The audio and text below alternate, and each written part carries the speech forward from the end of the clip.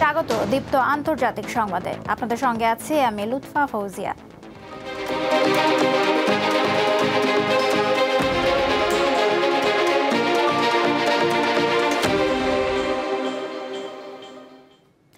বন্দুক হামলায় যুক্তরাষ্ট্রের ক্যালিফোর্নিয়ার একটি ব্যাংকুয়েট হলে অন্তত ৪ জন নিহত ও ১০ জন আহত হয়েছেন। স্থানীয় সময় শনিবার সন্ধ্যা ৬টার কিছু আগে একটি পারিবারিক অনুষ্ঠানে এই হামলার ঘটনা ঘটে। সান জোকাইন কাউন্টি শেরিফ জানান, স্টকটন শহরের লুজি এভিনিউয়ে একটি অনুষ্ঠানে গুলিবর্ষণের ঘটনা ঘটে। নিহতদের মধ্যে শিশুও রয়েছে। বন্দুকধারীদের শনাক্ত করতে তদন্ত চলছে। এফবিআই, স্টকটন পুলিশ ও অন্যান্য আইন প্রয়োগকারী সংস্থা তদন্তে সহায়তা করছে।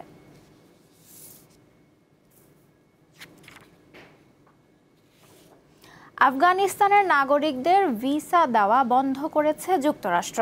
বিশ্বজুড়ে সব মার্কিন দূতাবাস এবং কনসুলার দপ্তরে এ বিষয়ক বার্তা পাঠিয়েছে দেশটির পররাষ্ট্র মন্ত্রণালয়। বলা হয়েছে, কোনো আফগান ব্যক্তিকে যেন যুক্তরাষ্ট্রের ভিসা প্রদান না করা হয় এবং যেসব আফগানের ভিসা প্রক্রিয়াধীন রয়েছে তা যেন তাৎক্ষণিকভাবে বন্ধ করা হয়। আরও বলা হয়েছে, এখন থেকে অভিবাসী অভিবাসী ভিসার পাশাপাশি বিশেষ অভিবাসন প্রদানও বন্ধ থাকবে আফগানদের জন্য। এমনকি বর্তমানে আফগানিস্তানের যে সব নাগরিক যুক্তরাষ্ট্রে অবস্থান করছে তাদের ভিসাও বাতিল করা হয়েছে। দেশটির পররাষ্ট্রমন্ত্রী মার্কো রুবিও জানিয়েছেন, জনগণের নিরাপত্তা ও সুরক্ষার জন্য এই সিদ্ধান্ত নিয়েছে যুক্তরাষ্ট্র সরকার।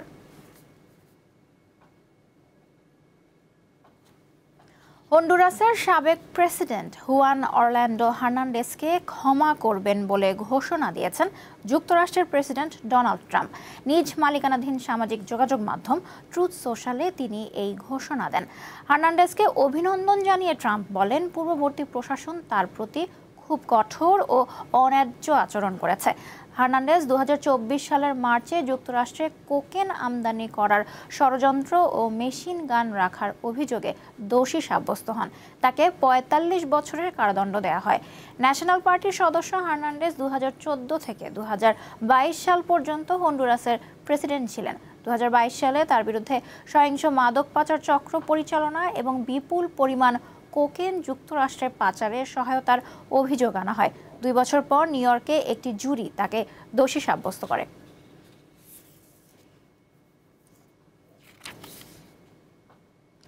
তুরস্কের উপকূলের কাছে কৃষ্ণ সাগরে রাশিয়ার ২ তেলবাহী ট্যাঙ্কার কাইরোস ও ভিরাটে ড্রোন হামলা চালিয়েছে ইউক্রেন। ইউক্রেনের নিরাপত্তা সংস্থা SBU জানিয়েছে, স্থানীয়ভাবে তৈরি সি বেবি নৌ ড্রোন ব্যবহার করে পরপর 2টি হামলা চালানো হয়। ট্যাঙ্কার দুটি রাশিয়ার শ্যাডো ফ্লিট হিসেবে পরিচিত। এ দুটি ট্যাঙ্কার নিষেধাজ্ঞা এড়িয়ে তেল পরিবহন করে। হামলার পর তুরস্কের কোস্ট গার্ড উদ্ধার তৎপরতা শুরু করেছে। 2 জাহাজের সব নাবিক নিরাপদে রয়েছেন। গাম্বিয়া ফ্ল্যাগধারী কাইরোসে আগুন ধরে যায় এবং 25 জন নাবিককে সরিয়ে নেওয়া হয়। তুরস্কের পরিবহন মন্ত্রী জানিয়েছেন, হামলাটি তাদেরকে এক্সক্লুসিভ ইকোনমিক জোনে ঘটানো হয়েছে।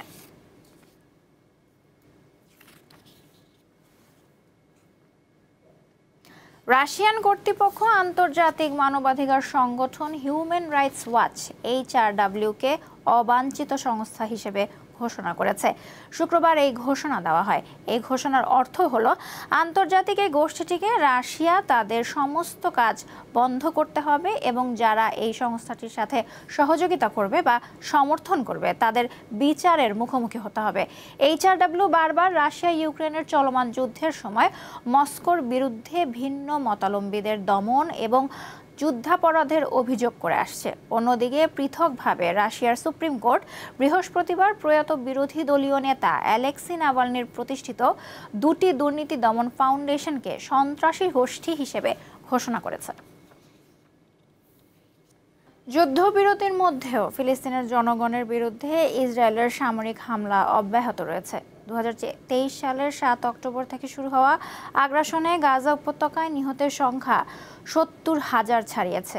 একই সময়ে আহত হয়েছে আরও 1,70,900 জনেরও বেশি মানুষ।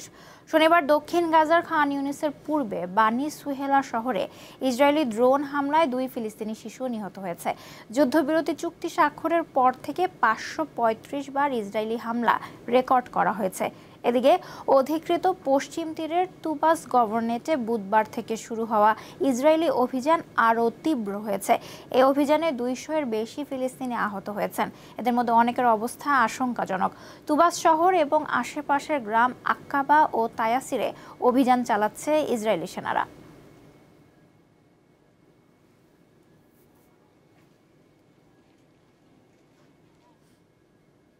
বন্যার প্রভাবে ইন্দোনেশিয়ায় প্রাণহানি 300 ছাড়িয়েছে।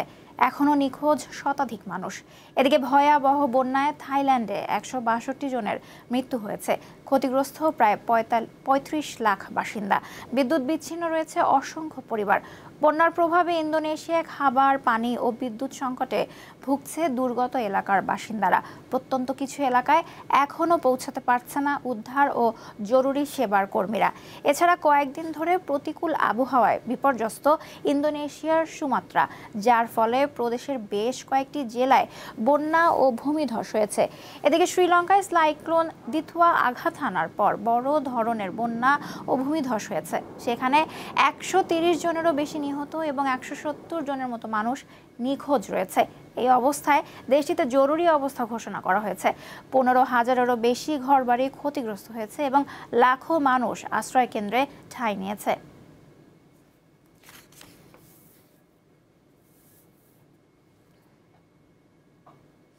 শরৎ এলেই রঙিন হয়ে ওঠে চীনের পাহাড়ি অঞ্চলগুলো। নানা রঙের পাতা এক মনোহর প্রাকৃতিক দৃশ্যের সৃষ্টি করে।